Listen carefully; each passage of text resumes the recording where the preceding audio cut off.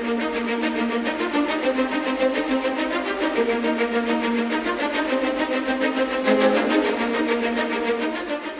adalah WBCQ, menghadirkan radio World's Last Chance kepada Anda dari Monticello, Maine, Amerika Serikat.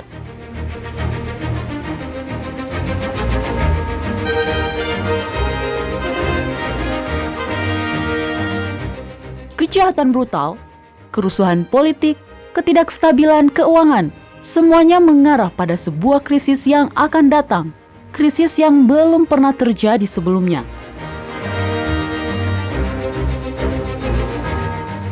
Tetaplah bersama Radio World's Last Chance untuk belajar cara Anda dapat bersiap secara rohani menghadapi apa yang berada di depan.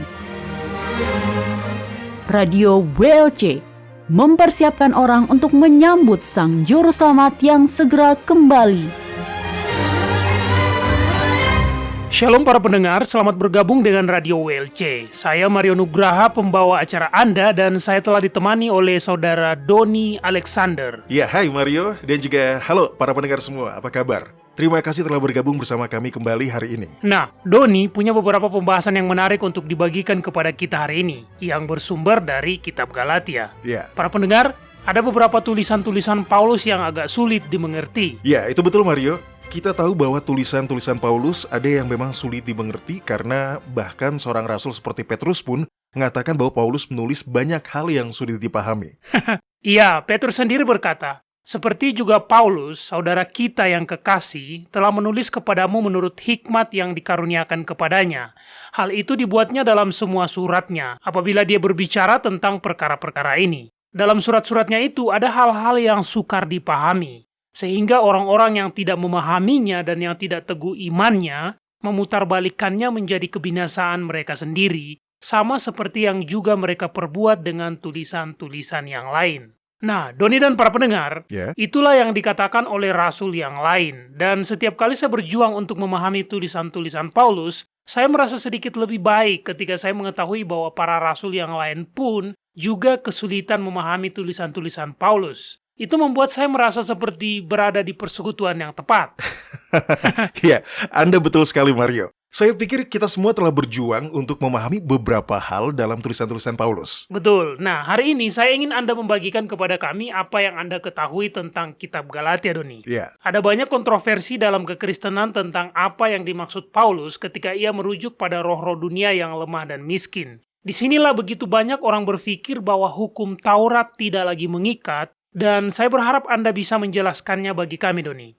Namun, sebelum kita membahasnya, saya terlebih dahulu ingin menjelaskan kepada para pendengar yang baru pertama kali bergabung dengan Radio WLC. Para pendengar, Anda tidak akan mendengar kami menyebut gelar umum, yaitu Tuhan atau Allah saat merujuk kepada Bapa Surgawi. Alkitab sebenarnya telah menyebutkan nama pribadinya, yaitu Yahwa atau Yah. Tetapi sebagian besar terjemahan Alkitab telah menghilangkan nama itu dan menggantinya dengan gelar-gelar yang bersifat umum. Fakta ini sebenarnya sangat memalukan karena Kitab Suci memberitahu kita berulang kali untuk memanggil nama Yahwa. Tetapi kebanyakan orang tidak tahu siapa namanya karena orang selalu hanya menyebut Tuhan atau Allah. Ya, itu sesuatu yang memalukan karena arti dari namanya juga ikut hilang. Nama Yahwa berasal dari kata kerja, haya atau menjadi. Nah, kata itu sendiri adalah sebuah janji bahwa pribadi yang Maha Esa itu akan selalu menjadi apapun yang kita butuhkan. Nah, itu sangat indah dan penuh kuasa. Nama anaknya juga adalah sebuah janji. Nama Sang Juru Selamat adalah Yahushua, yang berarti Yahwa menyelamatkan. Indah sekali. Tetapi Anda tidak akan mengetahuinya ketika nama-nama ini diganti gelar yang juga bisa merujuk pada dewa-dewa berhala. Sebenarnya, kami sangat merasakan hal ini, sehingga ketika membaca kitab suci atau kadang-kadang tulisan dari penulis Kristen lainnya, kami selalu menggunakan nama ilahi. Oke Doni, Jemaat di Galatia dan Paulus, apa yang bisa Anda beritahukan kepada kami? Tolong jelaskan hal ini pada kami. Iya. Saya akan lakukan yang terbaik, Mario. Persoalan dasarnya, sejauh yang bisa saya perhatikan adalah sangat sederhana. Ini hanyalah miskomunikasi, salah paham saja sebenarnya Mario. Ketika Paulus mengatakan satu hal, sebagian besar dari kita membacanya dan mengartikan apa yang dia maksudkan menurut apa yang kita pikirkan. Padahal bukan itu yang dia maksudkan. Tapi apakah benar-benar sesederhana itu, Doni? Ini sebenarnya bukan hal yang sederhana. Terutama ketika Anda menyadari bahwa orang-orang yang membaca pernyataan Paulus dan kemudian mengartikan pernyataan itu, bukan hanya mengartikan menurut apa yang mereka sangka Paulus maksudkan, tetapi juga mereka telah mengartikannya berdasarkan apa yang mereka inginkan, yang sebenarnya tidak sesuai dengan apa yang dimaksud oleh Paulus. Benar. Sehingga banyak hal yang kemudian menjadi benar-benar rumit. Nah, izinkan saya memberikan sebuah contoh kepada Anda. Ini adalah tentang apa yang saya dengar sekitar beberapa tahun yang lalu. Saya selalu merasa lucu setiap kali saya mengingat kisah ini. Ada dealer mobil di Amerika Serikat. Karena mereka berencana mengosongkan beberapa tempat, mereka pun memutuskan untuk mengurangi harga pada model mobil baru tertentu. Beberapa pegawai pria mereka memakai kostum gorila yang dengan penuh semangat mengumumkan bahwa dengan hanya 9.999 pisang, Anda bisa membawa pulang salah satu mobil ini ke rumah. Singkatnya, orang-orang pun berdatangan, melihat-lihat mobil-mobil itu dan mencoba salah satunya. Dan mereka memastikan bahwa, ya, dengan hanya 9.999 pisang, dia dapat membeli mobil itu. Pisang, tentunya itu berarti dolar, kan, Doni? Iya, benar. Masalahnya adalah, dalam iklannya di televisi kata dolar tidak pernah benar-benar digunakan. Hanya kata pisang yang mereka gunakan. Nah, kemudian ada seorang pria yang mendatangi supermarket lokal dan berusaha untuk membeli 9.999 pisang. Saya tidak tahu berapa banyak truk yang dia gunakan untuk mengangkut semua pisang itu ke dealer mobil tersebut. Tetapi entah bagaimana dia berhasil melakukannya dan meminta hak atas mobil yang disukainya itu. Agak bodoh ya. Iya, atau dia adalah orang pintar yang sedang memanfaatkan kesepakatan yang bagus ini. 10.000 pisang tidak akan murah, tetapi saya pikir itu akan jauh lebih murah dari 10.000 dolar. Oh ya, ngomong-ngomong, dia muncul di tempat parkir dengan truk-truknya yang berisi 9.999 pisang, dan tentu saja, dealer mobil itu menolak memberikannya sebuah mobil. Jelas, yang mereka maksud adalah dolar. Dan mereka tidak akan membiarkan salah satu mobil baru mereka dibawa pergi dengan bayaran beberapa truk pisang. Tentu saja. Jadi apa yang terjadi selanjutnya, Doni? Iya, mereka menemui jalan buntu. Pria itu membawa dealer mobil tersebut ke pengadilan dengan tuntutan pelanggaran kesepakatan dan hal lainnya, dan dia benar-benar menang. Serius? Iya, serius. Jadi, untuk pisang bernilai beberapa ratus dolar, dia mendapatkan mobil seharga 10.000 dolar. Dan semua ini terjadi hanya karena kesalahpahaman. Luar biasa. Masalahnya, kesalahpahaman yang terjadi pada orang-orang Galatia jauh lebih serius. Kesalahpahaman di ranah agama. Menuntun kepada kepercayaan-kepercayaan yang salah dan praktik-praktik yang salah. Itulah yang terjadi pada kitab Galatia. Para pemelihara hari Minggu mengklaim bahwa kitab Galatia mengajarkan bahwa hari Sabat telah dipakukan di kayu salib. Para pemelihara hari Sabtu menggunakan teks yang sama mengklaim bahwa hari raya Yahwa tidak lagi mengikat. Dan setiap orang mengklaim bahwa roh-roh dunia yang lemah dan miskin yang disebutkan dalam kitab Galatia pasal 4 merujuk pada hukum bangsa Israel yang mereka katakan tidak lagi mengikat orang Kristen pada zaman sekarang. Tetapi, begitu Anda memahami semua hal-hal ini, Anda akan segera menyadari bahwa Paulus mengatakan sesuatu yang sangat berbeda. Nah, mengapa bisa demikian, Doni? Hal pertama yang harus kita ingat adalah bahwa tulisan-tulisan Paulus ditujukan terutama untuk orang-orang non-Yahudi. Dia biasanya tidak menulis kepada orang Israel. Sebaliknya, dia menulis kepada para penyembah berhala yang telah memeluk agama Kristen. Oke, saya melihat Anda membawa kitab Anda, Mario. Jadi coba buka kitab Galatia pasal 2 dan tolong Anda bacakan ayat 7 dan 8. Baik, tunggu sebentar. Oke, di sini dikatakan, "Kepadaku telah dipercayakan pemberitaan Injil untuk orang-orang tak bersunat atau orang-orang non-Yahudi, sama seperti kepada Petrus untuk orang-orang bersunat atau orang-orang Yahudi. Karena dia yang telah memberikan kekuatan kepada Petrus untuk menjadi rasul bagi orang-orang Yahudi, dia juga yang telah memberi kekuatan kepadaku untuk menjadi rasul bagi orang-orang non-Yahudi." Anda lihat, Mario dan para pendengar, pesan Paulus sangat terang-terangan. Hal ini bahkan diringkas dengan baik dalam kitab Efesus pasal 2 ayat 8 dan 9 yang mengatakan, "Sebab karena kasih karunia kamu diselamatkan oleh iman. Itu bukan hasil usahamu, tetapi pemberian Yahwa. Itu bukan hasil pekerjaanmu. Jangan ada orang yang memegahkan diri." Benar, begitulah Injil yang murni. Itu selalu melembutkan hati dan menyelamatkan jiwa. Ya, Paulus mendapatkan kesuksesan luar biasa di antara orang-orang non-Yahudi. Dan tentu saja, setan tidak akan berpangku tangan saat ini terjadi. Dia bekerja keras untuk mengganggu pelayanan Paulus yang sangat sukses di antara orang-orang bukan Yahudi.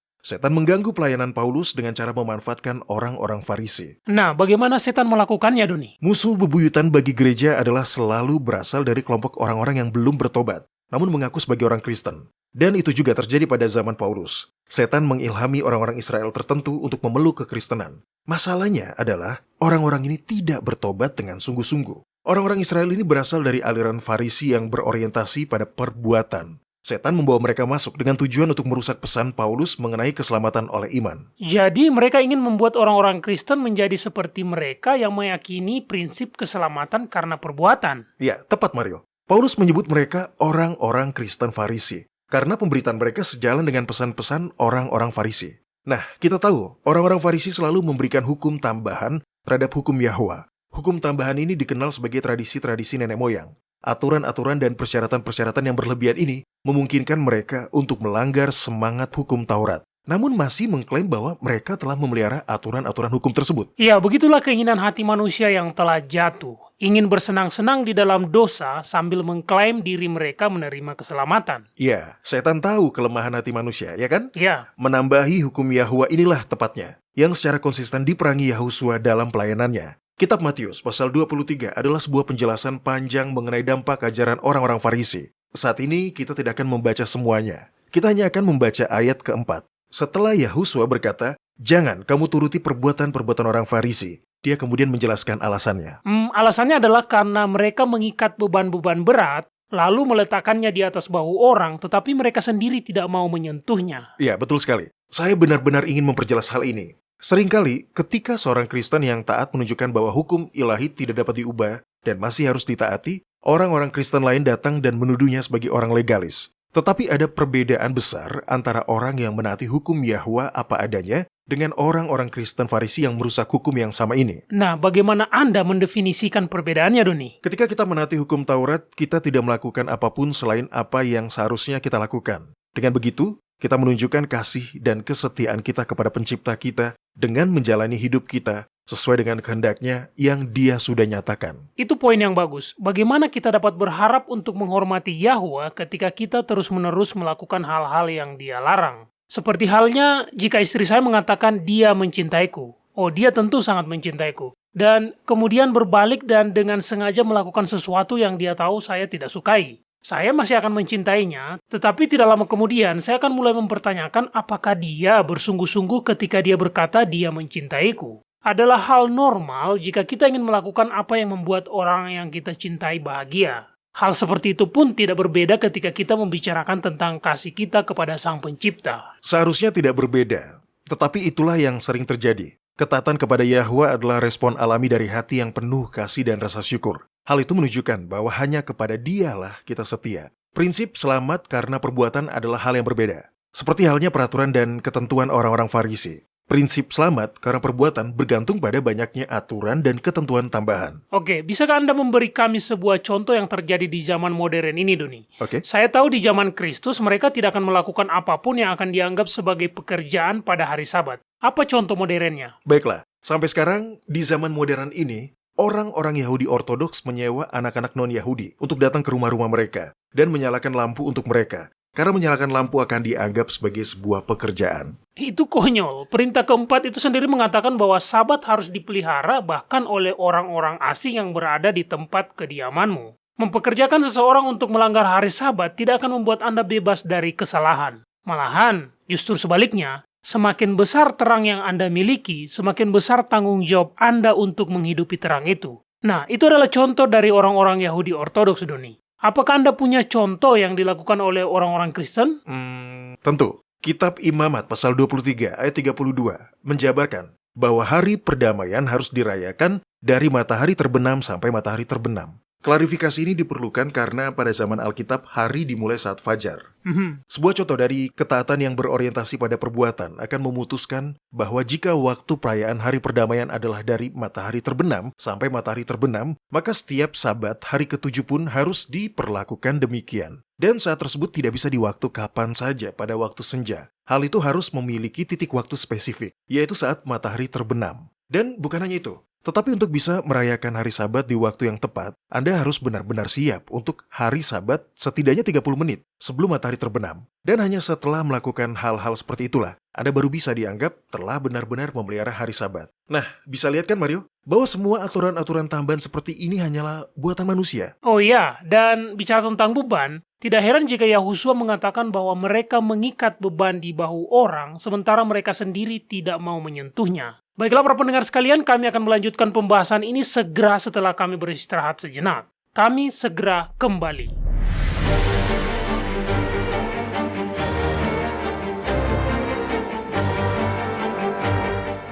Banyak orang dewasa berharap mereka memiliki kesempatan untuk belajar agama selagi berada di universitas. Jika Anda berada di posisi yang sama, saat ini belum terlambat. Di worldslastchance.com, kami memiliki ratusan artikel dan video tentang berbagai topik agama dan rohani yang terus ditambahkan setiap saat. Ada artikel yang memberikan nasihat tentang bagaimana menikmati kehidupan Kristen yang berkemenangan. Artikel-artikel lain menyelidiki secara mendalam bagian-bagian Alkitab yang salah dimengerti dan menjelaskan apa arti bagian itu dalam bahasa Ibrani yang asli. Kami juga menyajikan banyak artikel dan video tentang nubuatan. Paulus memberitahu Timotius, segala tulisan yang diilhamkan Yahwa memang bermanfaat untuk mengajar, untuk menyatakan kesalahan, untuk memperbaiki kelakuan, dan untuk mendidik orang dalam kebenaran. Dengan demikian, tiap-tiap manusia kepunyaan Yahwa menjadi sempurna dan diperlengkapi sepenuhnya untuk setiap perbuatan baik. Jika Anda membaca dengan seksama materi di situs kami, Anda akan memiliki landasan yang menyeluruh bukan hanya pada kebenaran doktrinal, tetapi Anda juga akan mempelajari rahasia-rahasia cara berdoa yang efektif dan cara belajar Alkitab sehingga Anda dapat menemukan kebenaran untuk diri Anda sendiri. Kunjungi situs web kami di worldslastchance.com. Tidak ada kata terlambat untuk memulai. worldslastchance.com mempersiapkan orang untuk menyambut Sang Juru Selamat yang segera kembali.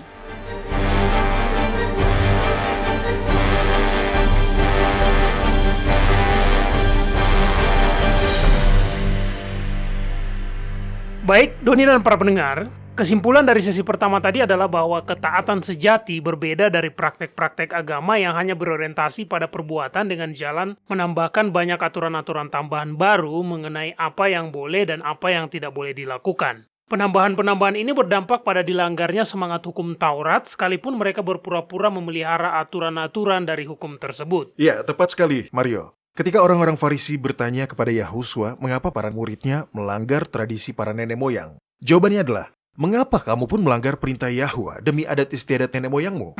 Inilah tepatnya yang dimaksudkan oleh Paulus dalam suratnya kepada jemaat di Galatia. Orang-orang Farisi Kristen, yaitu kaum Yudais, mengajar orang-orang non-Yahudi yang sudah bertobat bahwa untuk dapat diselamatkan mereka harus disunat. Mari kita luangkan waktu sejenak untuk membacanya. Ini adalah sesuatu yang Paulus perangi sepanjang pelayanannya. Kitab Kisah Para Rasul pasal 15 menggambarkan momen tersebut. Jika Anda sudah menemukannya, tolong bacakan ayat 1-6. Baiklah, beberapa orang datang dari Yudea ke Antioquia dan mengajarkan kepada saudara-saudara di situ. Jikalau kamu tidak disunat menurut adat istiadat yang diwariskan oleh Musa, kamu tidak dapat diselamatkan. Tetapi Paulus dan Barnabas dengan keras melawan dan membantah pendapat mereka itu. Akhirnya ditetapkan supaya Paulus dan Barnabas pergi kepada rasul-rasul dan penatua-penatua di Yerusalem untuk membicarakan soal itu. Nah, setibanya di Yerusalem mereka disambut oleh jemaat dan oleh rasul-rasul dan penatua-penatua. Tetapi beberapa orang dari golongan Farisi yang telah menjadi percaya datang dan berkata, orang-orang bukan Yahudi harus disunat dan diwajibkan untuk menuruti hukum Musa. Maka bersidanglah rasul-rasul dan penatua-penatua untuk membicarakan soal itu. Nah, seperti itulah situasinya. Para rasul ingin melakukan uji tuntas terhadap masalah ini. Jelas, hukum ilahi tidak berubah sama seperti karakter sang pembuat hukum ilahi tersebut. Mereka ingin dengan penuh kebijaksanaan mempertimbangkan masalah ini dan mempelajarinya. Dan pada akhirnya, para rasul menyimpulkan bahwa kaum Yudaislah yang salah. Orang-orang non-Yahudi tidak harus disunat agar memperoleh keselamatan. Nah, mengapa demikian? Mengapa dalam hal ini mereka memutuskan bahwa sunat itu tidak perlu? Kita tahu dari Alkitab bahwa orang percaya mula-mula masih tetap memelihara hari-hari raya. Lalu, mengapa sunat diperlakukan berbeda, Doni? Karena sunat itu memang berbeda. Karena itu adalah bagian dari ritual pengorbanan darah. Ingat, kitab Ibrani pasal 9 ayat 22 yang mengatakan bahwa tanpa penumpahan darah tidak ada pengampunan dosa. Ya kan? Ya. Nah, darah Yahusua telah ditumpahkan untuk mengampuni dosa. Jadi tidak perlu lagi ada pengorbanan darah yang merupakan simbol atau gambaran dari bentuknya yang akan datang, yaitu Mesias. Itu sudah selesai. Tapi khusus untuk hari-hari raya itu berbeda. Hari-hari raya adalah peringatan peristiwa-peristiwa khusus dalam sejarah keselamatan. Perayaan-perayaan musim semi telah digenapi, tetapi orang-orang percaya saat ini masih menantikan penggenapan dari peristiwa-peristiwa yang dilambangkan di dalam hari-hari raya musim gugur. Peristiwa-peristiwa ini belum terpenuhi, karena hal-hal itu akan terjadi menjelang waktu kembalinya Yahusua. Bahkan di dalam keabadian nanti, kita akan tetap memperingati peristiwa-peristiwa ini dan merayakan wujud kasih ilahi yang luar biasa yang dinyatakan dalam peristiwa-peristiwa tersebut. Betul, bukankah itu tertulis dalam kitab Sakaria yang berkata, "Maka semua orang yang tinggal dari segala bangsa yang telah menyerang Yerusalem akan datang tahun demi tahun untuk sujud menyembah kepada Raja, Yahwa, Eloa semesta alam, dan untuk merayakan hari raya Pondok Daun." Ya, benar. Kitab Zakaria pasal 14. Jadi Anda bisa melihat bahwa hari-hari perayaan dan upacara-upacara pengorbanan itu adalah dua hal yang berbeda. Yahusua adalah anak domba Yahwa yang menghapus dosa dunia. Karena itu, dia adalah penggenapan besar dari semua bentuk pengorbanan yang sudah disebutkan. Inilah sebabnya mengapa segala bentuk pengorbanan darah tidak lagi diperlukan. Dan sunat adalah salah satu jenis pengorbanan darah. Betul, melanjutkan ritual pengorbanan darah adalah lebih dari sekedar tidak perlu. Itu sebenarnya merupakan bentuk penghinaan terhadap kematian Yahusua di kayu salib. Itu mengungkapkan bahwa kematiannya tidak cukup. Ya, tepat. Dan itulah yang disimpulkan oleh para rasul. Mereka membuat keputusan tentang apa yang harus dilakukan oleh orang-orang yang sudah bertobat. Oke, tolong lihat bagian bawah pada ayat 23 dari kitab Kisah Para Rasul pasal 15. Dan tolong bacakan sampai ayat 29. Baiklah, salam dari rasul-rasul dan penatua-penatua dari saudara-saudaramu kepada saudara-saudara yang bukan Yahudi. Kami telah mendengar bahwa ada beberapa orang di antara kami yang tiada mendapat pesan dari kami telah menggelisahkan dan menggoyahkan hatimu dengan perkataan, kamu harus disunat dan memelihara hukum Taurat. Sebab itu adalah baik buat kita supaya kepada kamu jangan ditanggungkan lebih banyak beban daripada yang perlu ini. Kamu harus menjauhkan diri dari makanan yang dipersembahkan kepada berhala, dari darah, dari daging binatang yang mati dicekik, dan dari percabulan. Jikalau kamu memelihara diri dari hal-hal ini, kamu berbuat baik.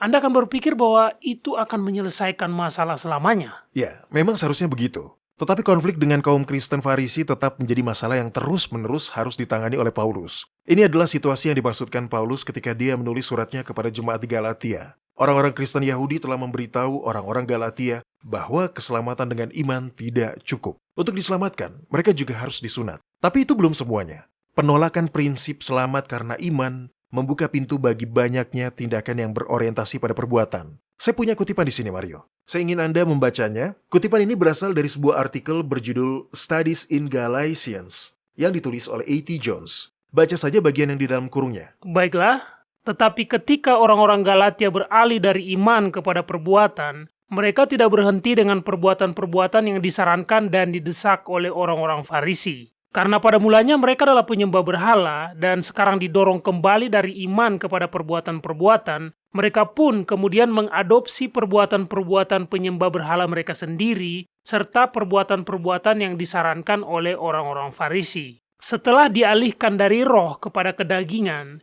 kita bisa menduga bahwa mereka akan melakukan hal ini. Mereka akan melihat bahwa cara-cara penyembah berhala lebih memuaskan daging daripada cara-cara orang Farisi. Karena cara-cara ini adalah hal-hal yang sudah biasa bagi kedagingan mereka sebelumnya. Anda bisa lihat kan bagaimana hal ini akan menjadi sebuah masalah? Oh ya, ini adalah penolakan total atas prinsip selamat karena iman. Ya, betul. Ketika Paulus menerima kabar ini, ya tentunya seperti yang Anda bayangkan, dia sangat sedih.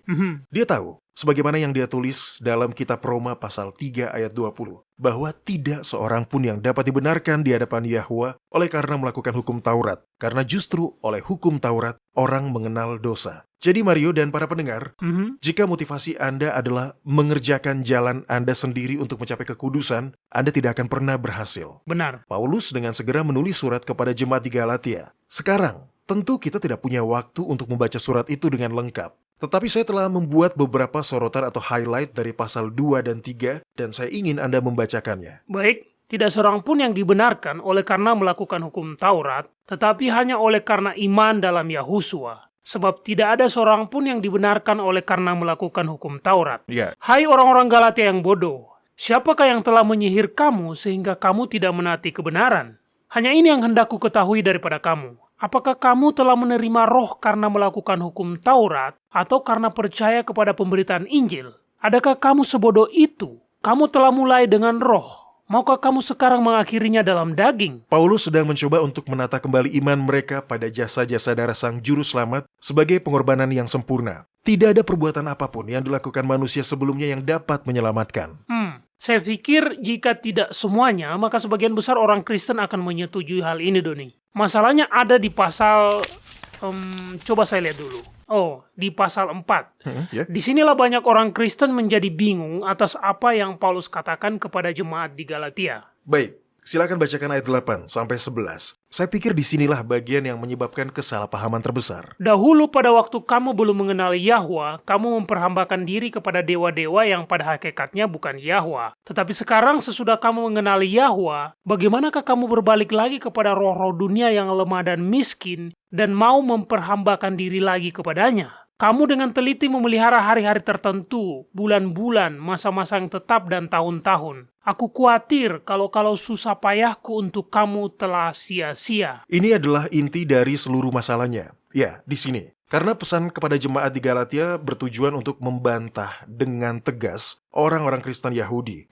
Banyak orang yang kemudian berasumsi bahwa roh-roh dunia yang lemah dan miskin yang Paulus maksudkan pastilah hukum Yahwa beserta dengan ketetapan-ketetapannya. Ya, begitulah. Di sini kita mendapatkan anggapan bahwa hukum Taurat telah dihapuskan di kayu salib. Dari pernyataan, kamu dengan teliti memelihara hari-hari tertentu, bulan-bulan, masa-masa yang tetap dan tahun-tahun, banyak orang Kristen yang akhirnya mempercayai ayat ini sebagai bukti bahwa Sabat dan hari-hari raya tahunan telah dipakukan di kayu salib dan tidak lagi perlu dirayakan. Dan disinilah kesalahpahaman itu terjadi.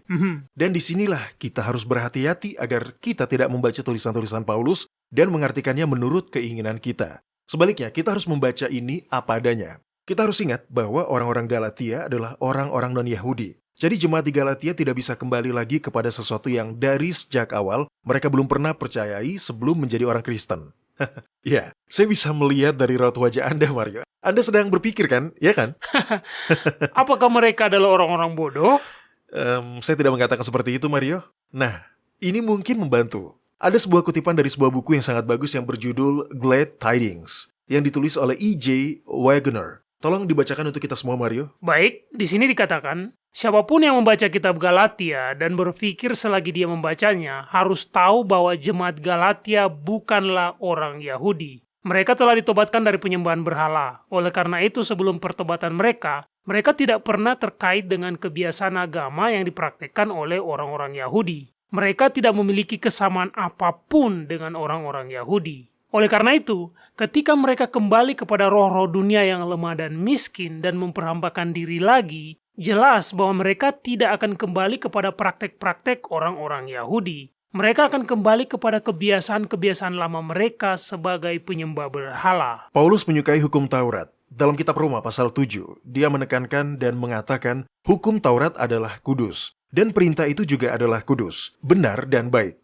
Benar sekali. Dia tidak akan pernah memandang remeh dan menyebut hukum Yahwa sebagai sesuatu yang lemah dan miskin. Ya kan, Doni? Ya, betul. Tidak akan pernah. Ada kutipan lainnya dari artikel karya A.T. Jones. Tolong bacakan kutipan yang telah ditandai ini, Mario. Baiklah. Rasul menyatakan bahwa sebelum mereka mengenal Yahwa, mereka memperhambakan diri kepada dewa-dewa yang pada hakikatnya bukan Yahwa. Dan sekarang, setelah berpaling dari Yahwa, mereka berbalik lagi ke hal-hal tersebut dan memperhambakan diri lagi. Dan roh-roh yang kepadanya mereka menghambakan diri di masa lalu itu, dan yang kepadanya mereka sekarang kembali menghambakan diri lagi, adalah roh-roh dunia. Ini menarik, sangat masuk akal. Anda tidak akan dapat kembali kepada kebiasaan lama yang belum pernah Anda lakukan sebelumnya. Ya. Oke, Doni. Tapi bagaimana dengan Sabat Lunar? Ya, itu pertanyaan yang bagus, Mario. Beberapa orang telah mengklaim bahwa perayaan Sabat Lunar adalah salah dengan menunjuk ayat dalam kitab Galatia ini di mana Paulus menegur jemaat di Galatia karena memelihara hari-hari dan bulan-bulan dan musim-musim dan tahun-tahun. Tapi yang Paulus maksud bukanlah Sabat Lunar Alkitab. Dalam kalender Yahwa ada hari-hari suci yang dirayakan. Juga ada perayaan mingguan, dan bahkan ada sabat tahunan. Tetapi tidak pernah ada bulan-bulan suci atau musim-musim suci yang dirayakan. Betul sekali, saya benar-benar tidak pernah memikirkan itu sebelumnya. Ya, dan di sini di kitab Galatia ini Paulus merujuk pada praktik-praktik penyembah berhala. Hal itu menegaskan bahwa roh-roh dunia yang lemah dan miskin yang kepadanya jemaat Galatia kembali adalah ritual penyembahan berhala. Di antara praktik-praktik penyembahan berhala yang kembali dilakukan oleh jemaat Galatia ini adalah perayaan-perayaan dari hari-hari, bulan-bulan, musim-musim, dan bahkan tahun-tahun tertentu. Ya, mereka kembali mensakralkan atau menguduskan musim-musim tertentu. Dan bukankah Yahwa sudah memperingatkan bangsa Israel terhadap hal-hal seperti ini ketika mereka pertama kali memasuki tanah Kanaan? Ya, benar Mario. Ya, saya akan bacakan dengan cepat. Itu tertulis dalam Kitab Ulangan pasal 18. Oh ya, ini dia. Kitab Ulangan 18 ayat 9-12. Apabila engkau sudah masuk ke negeri yang diberikan kepadamu oleh Yahwa, Elohimu, maka janganlah engkau belajar berlaku sesuai dengan kekejian yang dilakukan bangsa-bangsa itu. Di antaramu janganlah didapati seorang pun yang mensakralkan musim-musim tertentu, seorang yang menjadi petenung, seorang peramal, seorang penelaah, seorang penyihir, seorang pemantra, ataupun seorang yang bertanya kepada arwah. Sebab setiap orang yang melakukan hal ini adalah kekejian bagi Yahwa. Dan oleh karena kekejian-kekejian inilah Yahwa Elohimu menghalau mereka dari hadapanmu. Dan ingat, bangsa Israel pada waktu itu memelihara hari Sabat dan semua hari-hari raya. Jadi saat Yahwa memerintahkan mereka untuk tidak menguduskan musim-musim tertentu, itu sudah jelas, merujuk pada perayaan-perayaan para penyembah berhala. Jadi bukannya menjadi bukti bahwa hukum itu telah dihapuskan di atas kayu salib. Kitab Galatia justru menjadi sebuah penegasan yang kuat bahwa keselamatan adalah sebuah anugerah gratis yang diberikan kepada semua orang yang mau menerimanya dengan iman, bukan oleh perbuatan. Jadi jangan ada orang yang memegahkan diri. Nah, Mario, sebagai penutup tolong bacakan kitab Galatia pasal 6 ayat 15 dan 16. Baiklah, sebab di dalam Yahusua bersunat atau tidak bersunat tidak ada artinya, tetapi menjadi ciptaan baru itulah yang ada artinya. Dan semua orang yang memberi dirinya dipimpin oleh patokan ini, turunlah kiranya damai sejahtera dan rahmat atas mereka. Baiklah, itu sudah sangat jelas. Jangan kemana-mana para pendengar, selanjutnya kita akan membaca surat harian kita. Jadi tetaplah bersama kami.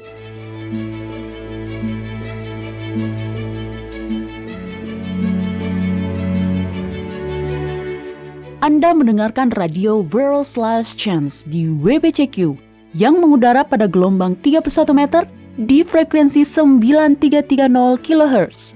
Radio World's Last Chance mempersiapkan orang untuk menyambut Sang Juru Selamat yang segera kembali.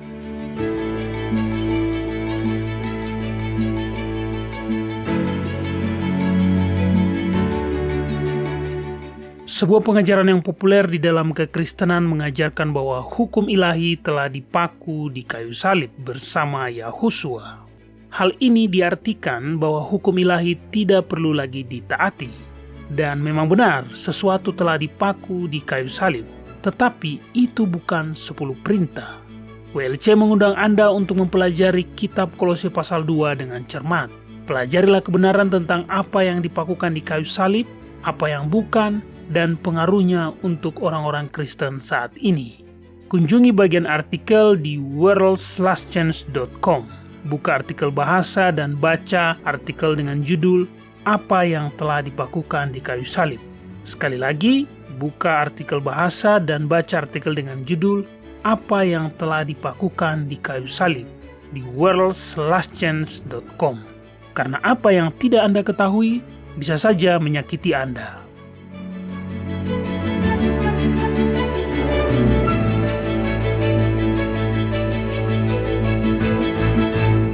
World's Last Chance berdedikasi untuk mempersiapkan orang menyambut Sang Juru Selamat yang segera kembali. Acara siaran radio harian kami tersedia dalam 7 bahasa berbeda dari seluruh dunia dan masih banyak bahasa-bahasa lain lagi yang akan mengudara. Video-video dan artikel-artikel kami telah diterjemahkan ke dalam lebih dari 30 bahasa berbeda. Dan kami tidak hanya fokus pada salah satu poin pengajaran. Kami bersedia untuk bekerja sama dengan surga untuk membawa semua kebenaran ke dunia.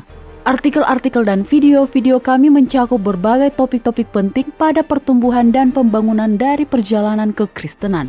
Kami menghadirkan materi yang mencakup kesalehan praktis di dalam kehidupan sehari-hari, doktrin Alkitabiah yang benar-benar hanya didasarkan pada firman Yahwa, kalender Sang Pencipta, dan nubuatan akhir zaman yang penting untuk Anda ketahui. Kami bahkan membahas berbagai macam angin pengajaran yang palsu yang telah digunakan oleh setan untuk menipu banyak orang, dan mengungkapkan mengapa itu salah dan apa yang benar berdasarkan Alkitab. Kunjungilah kami hari ini di worldslastchance.com. Pelajarilah kebenaran di hari-hari terakhir ini.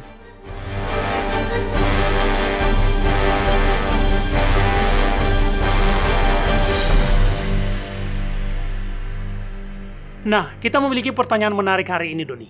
Surat pertama yang dikirimkan kepada kita datang dari saudara Mitch Canless dari Washington di Amerika Serikat. Dia mengatakan, apakah benar bahwa jenis keyakinan kita akan membuat sebuah perbedaan pada akhirnya? Apakah ada lebih dari satu jenis keyakinan? Nah, Doni dan para pendengar, harus saya akui saya tidak pernah memikirkan hal ini sebelumnya. Saya menjadi penasaran hal apa yang sedang dipelajarinya sehingga dia mengajukan pertanyaan-pertanyaan seperti ini. Tetapi ini adalah pertanyaan-pertanyaan yang bagus. Apakah benar bahwa jenis keyakinan kita akan membuat sebuah perbedaan pada akhirnya? Dan apakah ada lebih dari satu jenis keyakinan? Baik Mario, jawaban saya mungkin akan mengejutkan Anda, tetapi jawaban untuk kedua pertanyaan itu adalah ya, sudah tentu. Jenis keyakinan kita akan membuat sebuah perbedaan dan ada lebih dari satu jenis keyakinan. Oke, saya sedang menyimak. Apa yang Anda maksudkan, Doni? Ada keyakinan intelektual dan ada keyakinan emosional, dan masing-masing jenis keyakinan ini memiliki kekuatan dan kelemahan.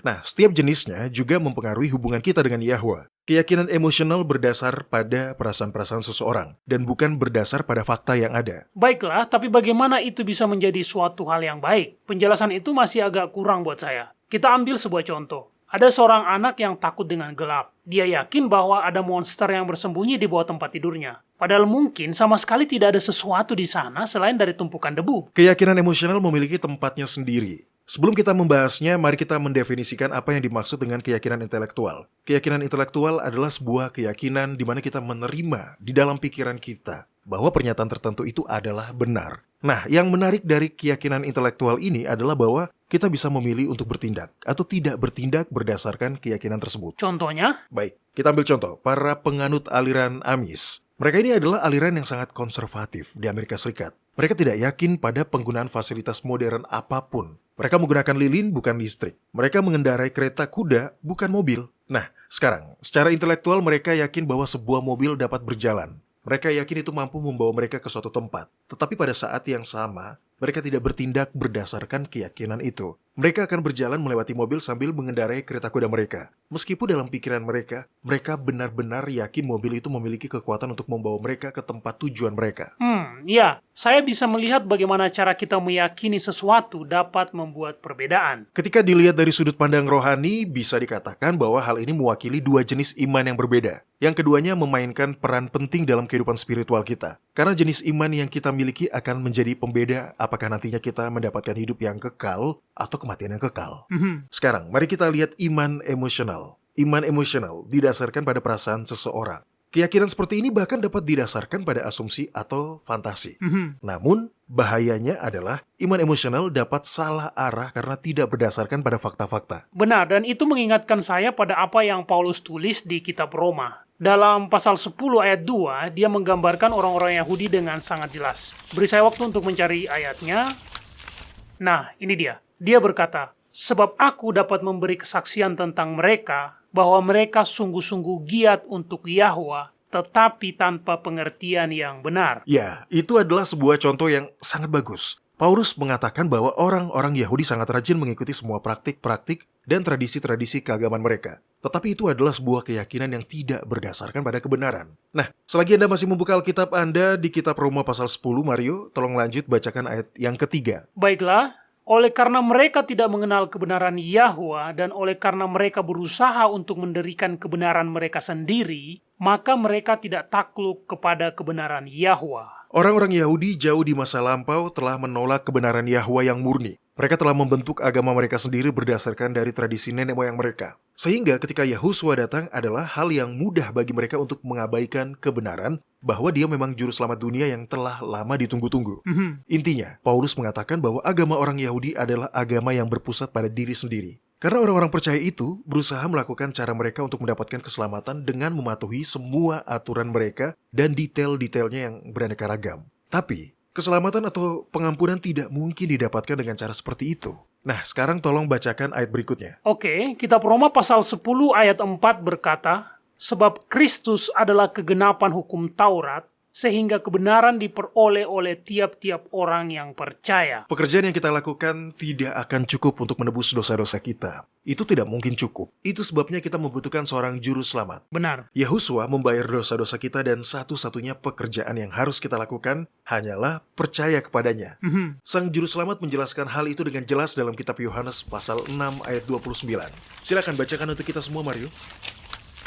Baik, Yahusua menjawab mereka, inilah pekerjaan yang dikehendaki Yahwa, yaitu hendaklah kamu percaya kepada Dia yang telah diutus Yahwa. Orang-orang Yahudi semuanya disibukkan dengan melakukan hal-hal yang mereka pikir akan memberi mereka keselamatan. Dalam kitab Matius pasal 23, Yahusua berkata, celakalah kamu, hai ahli Taurat dan orang-orang Farisi, hai kamu orang-orang munafik, sebab persepuluhan dari selasi, adas manis, dan jintan kamu bayar. Tetapi yang terpenting dalam hukum Taurat kamu abaikan, yaitu keadilan dan belas kasihan dan kesetiaan. Yang satu harus dilakukan dan yang lain jangan diabaikan. Hai kamu pemimpin-pemimpin buta, nyamuk kamu tapiskan dari dalam minumanmu, tetapi unta yang di dalamnya kamu telan. Jadi Mario dan juga Anda para pendengar, mereka sibuk dengan pekerjaan yang sempurna, tetapi mereka salah. Ini adalah contoh dari iman atau keyakinan emosional. Itu bisa sangat kuat, tetapi bisa juga sangat salah jika didasarkan pada asumsi yang salah atau keyakinan yang salah. Lalu bagaimana dengan iman intelektual?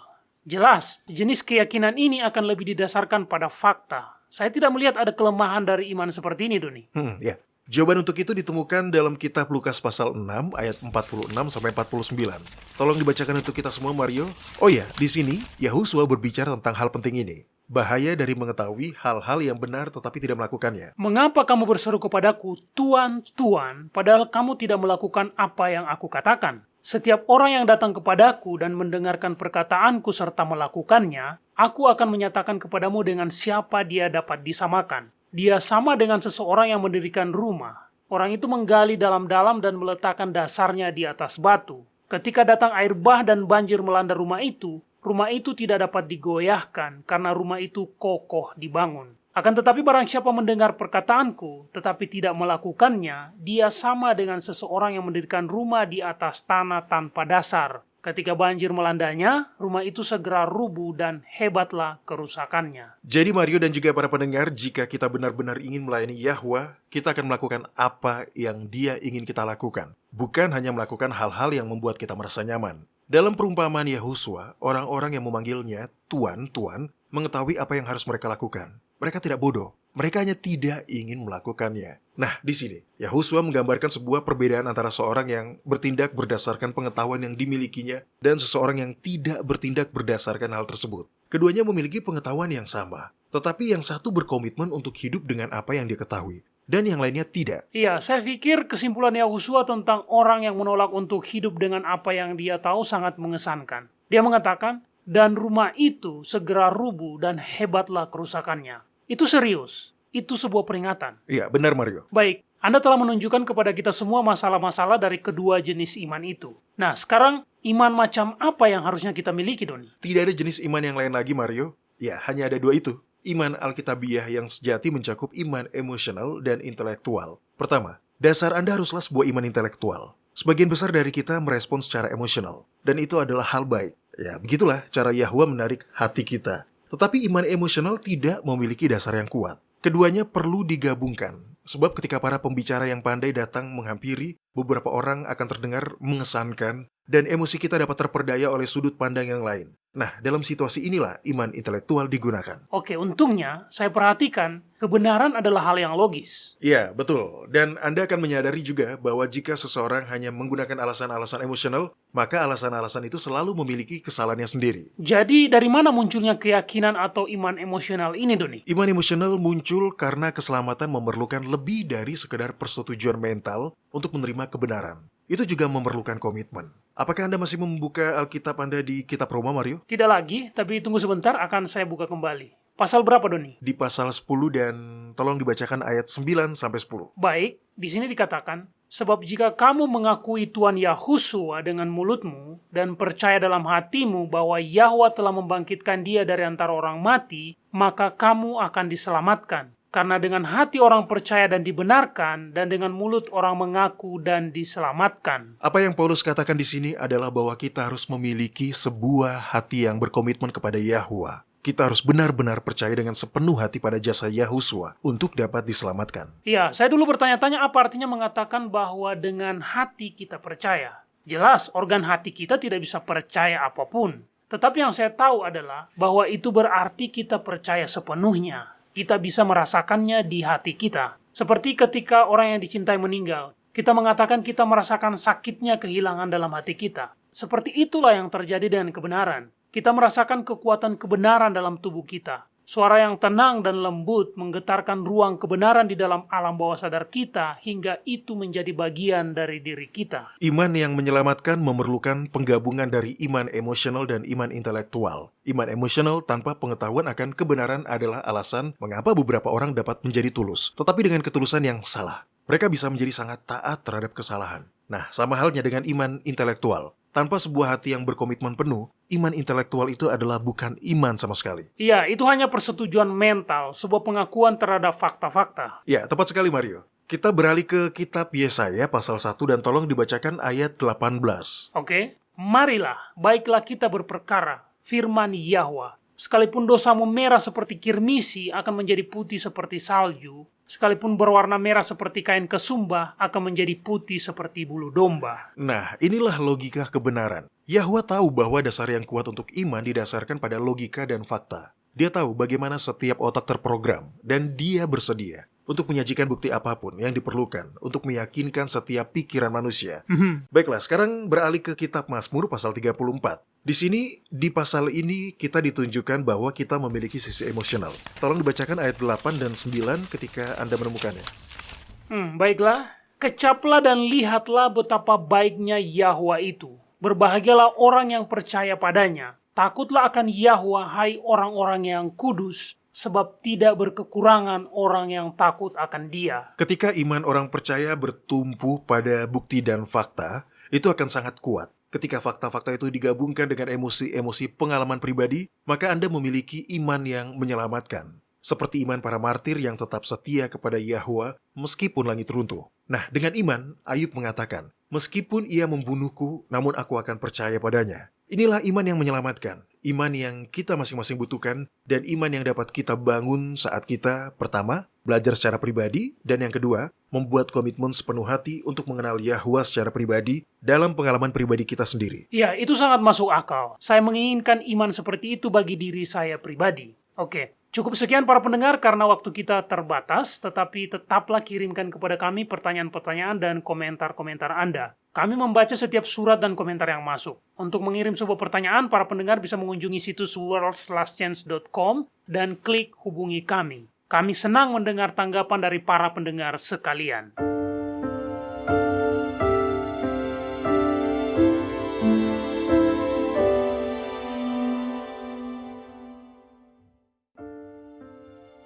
Anda menyukai apa yang Anda dengar?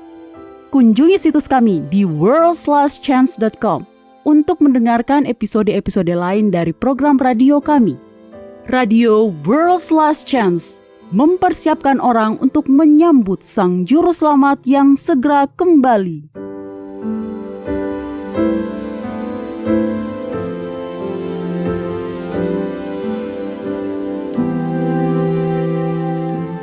Halo, ini adalah janji harian Anda dari firman Yahwa.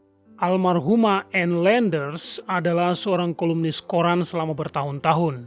Dia menceritakan kisah tentang seorang pria yang sepanjang hidupnya, setiap kali pria itu menerima gaji, maka dia akan mengambil $20 atau sekitar Rp300.000 dari gajinya dan menabungnya. Akhirnya setelah mengumpulkan banyak uang, dia jatuh sakit. Dokter tidak bisa menolongnya. Penyakitnya sudah terlalu parah, jadi pria itu pun mulai membereskan semua urusannya. Dia memberitahu istrinya, "Aku ingin kamu berjanji padaku mengenai satu hal." "Apa itu?" tanya istrinya. Saya ingin kamu berjanji kepada saya bahwa ketika saya meninggal, kamu akan mengambil semua uang tabunganku dan memasukkannya ke dalam peti matiku. Saya ingin membawa semuanya. Istrinya itu pun dengan sungguh-sungguh berjanji bahwa dia akan mengubur uang tersebut bersama jenazah suaminya. Ketika pria itu meninggal, istrinya melakukan tepat sesuai yang dijanjikannya. Dia mentransfer uang itu ke rekeningnya, menulis sebuah cek, dan meletakkan cek itu di dalam peti mati bersama pria itu. Cukup pintar ya. Para pendengar, sebagian besar dari kita tahu bahwa kita tidak dapat membawa apa-apa saat kita meninggal. Saya ingat saat masih remaja saya melihat baju kaos yang bertuliskan, "Yang mati dengan mainan terbanyak adalah pemenangnya." Ungkapan itu bahkan muncul di iklan untuk mobil-mobil sport dan iklan barang-barang mewah lainnya. Beberapa tahun kemudian, seorang yang ambisius dengan selera humor yang bagus membuat kaos pribadinya sendiri yang bertuliskan, "Yang mati dengan mainan terbanyak tetaplah mati." Dan itu benar, Anda tidak dapat membawa mainan apapun, baik itu uang, mobil sport, perhiasan, atau pakaian mewah. Anda tidak bisa membawanya bersama Anda ketika Anda mati. Satu-satunya hal yang Anda bawa adalah karakter yang Anda kembangkan selama Anda hidup di bumi. Apakah Anda baik hati atau tidak sabar? Apakah Anda murah hati atau egois? Apakah Anda cepat memaafkan orang lain? Atau apakah Anda menyimpan dendam? Satu-satunya nilai yang bertahan adalah karakter yang kita kembangkan selama masa hidup kita di bumi. Saya pernah mendengar lelucon seperti ini di mana dikisahkan bahwa ada seorang pria yang membuat perjanjian dengan Yahwa. Dia meminta kepada Yahwa agar ketika dia mati, dia dapat mengubah seluruh kekayaannya menjadi emas dan membawanya ke surga. Jadi, menurut lelucon itu, pria itu datang dan berdiri di gerbang mutiara di surga dengan semua emas yang bisa dia bawa. Ketika dia berdiri di sana sambil memegangi tumpukan tabungannya selama hidup di bumi dalam bentuk emas, Santo Petrus menyapanya sambil merangkul bahunya dan berkata, "Kita kedatangan satu orang lagi yang meminta untuk memikul aspal." Para pendengar, kekayaan dunia tidak ada artinya bagi Sang Pencipta. Kitab Wahyu mengungkapkan bahwa jalan-jalan Yerusalem baru terbuat dari emas. Tidak ada harta duniawi yang akan bernilai di kehidupan kekal. Satu-satunya hal yang memiliki nilai abadi adalah karakter yang kita kembangkan. Sudahkah kita mengizinkan Yahwa untuk menulis hukumnya di hati kita? Apakah kita percaya kepadanya untuk mengubah kita menjadi sesuai gambarnya yang mulia? Paulus saat berbicara tentang kehidupan masa depan kita dalam keabadian, memberitahu kita dalam kitab 1 Korintus pasal 13 ayat 12. Karena sekarang kita melihat dalam cermin suatu gambaran yang samar-samar, tetapi nanti kita akan melihat muka dengan muka. Sekarang aku hanya mengenal dengan tidak sempurna, tetapi nanti aku akan mengenal dengan sempurna sebagaimana aku sendiri dikenal. Kepada kita telah diberikan janji-janji yang besar dan berharga. Majulah dan mulailah mengaminkannya.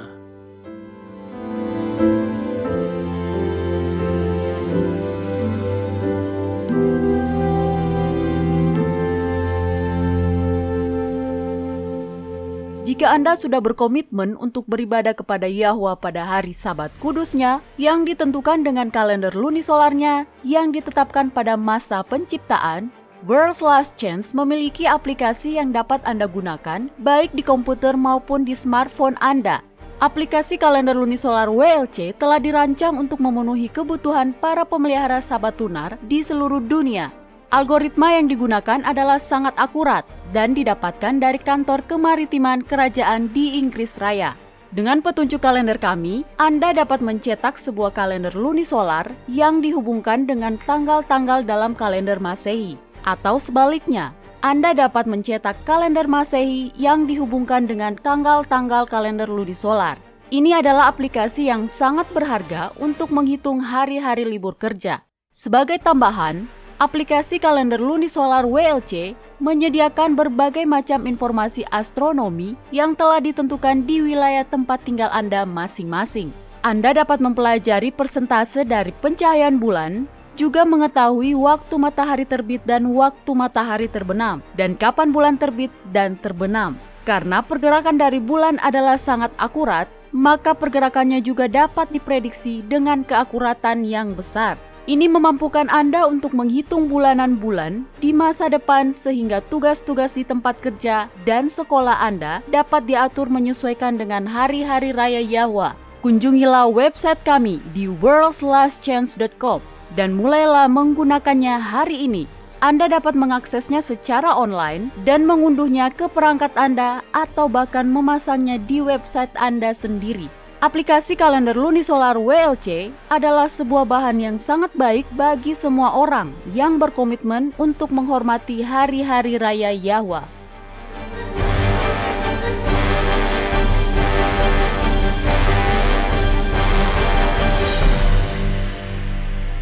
Kitab Roma pasal 6 ayat 23 berkata, sebab upah dosa ialah maut, tetapi karunia Yahwa ialah hidup yang kekal dalam Yahusua Tuhan kita. Karena dosa kita semua kehilangan hak untuk hidup yang kekal. Tetapi darah Yahusua menutupi dosa semua orang yang menerimanya dengan iman. Namun, itu berarti bahwa, seperti yang selalu terjadi, hidup yang kekal masih didasarkan pada apakah di dalam hati kita mau taat atau mau memberontak. Iya, taat dan hidup, tidak taat dan mati. Ya, tentu. Orang-orang yang beriman tidak bisa menjadi taat dengan kekuatannya sendiri. Namun melalui iman pada kebaikan-kebaikan Yahusua, Yahwa akan menulis hukumnya di hati kita. Orang percaya yang rendah hati dimampukan untuk taat dengan cara ilahi.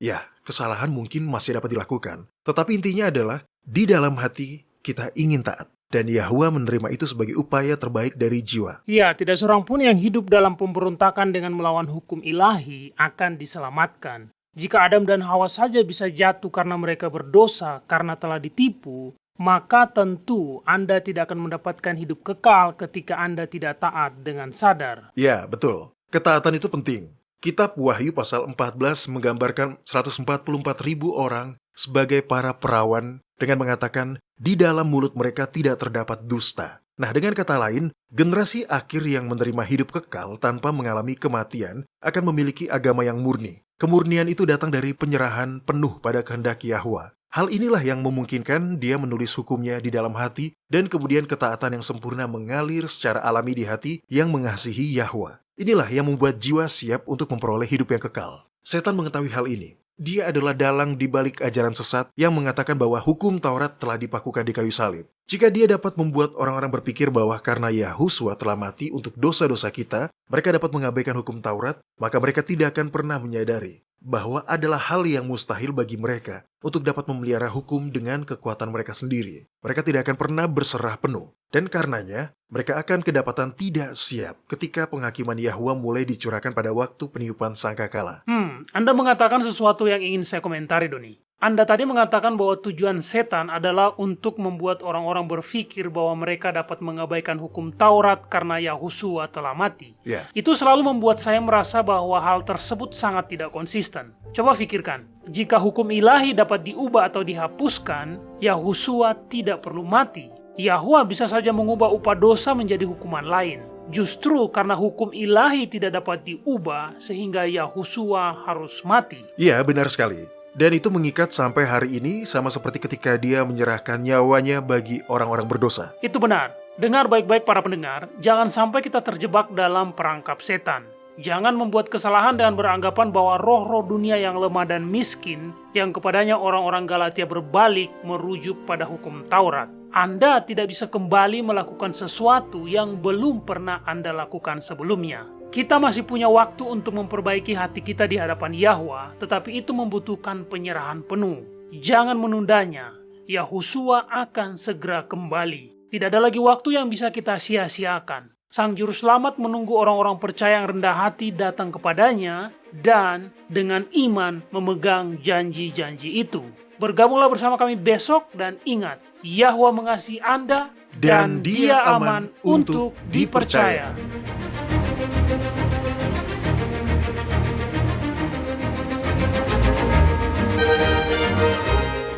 Anda baru saja mendengarkan Radio WLC. Program ini serta episode Radio WLC yang lain tersedia untuk Anda unduh di situs kami. Sangat baik untuk dibagikan pada para sahabat Anda yang mempelajari Alkitab. Ini juga sumber yang bagus bagi orang-orang yang beribadah kepada Yahwa sendirian atau di rumah. Jika Anda ingin mendengarkan program Radio WLC, kunjungi situs kami di worldslastchance.com. klik ikon radio WLC di bagian kanan atas beranda. Di sini Anda dapat mengunduh episode dalam bahasa pilihan Anda. Tersedia juga artikel dan video dalam berbagai bahasa. Bergabunglah bersama kami besok untuk menerima berbagai pesan kebenaran lain di WBCQ yang mengudara pada gelombang 31 meter di frekuensi 9330 kHz. Radio World's Last Chance mempersiapkan orang untuk menyambut Sang Juru Selamat yang segera kembali.